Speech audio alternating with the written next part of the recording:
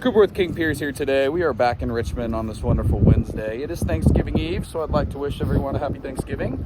Right now, we got some of the men working on some other projects, but here are some of our obstacles that we occasionally come through. So after lifting this building, they dowel rotted the rebar into the footing. So we do have to fix this, remove and replace.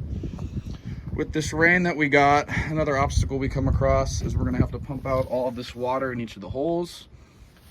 Not too rare, it does happen occasionally, but then we'd have to muck it out, and so this does use more concrete. A little bit of a downside. It's not much for us. I mean, we just get some water pumps, pump it out, clean it all up.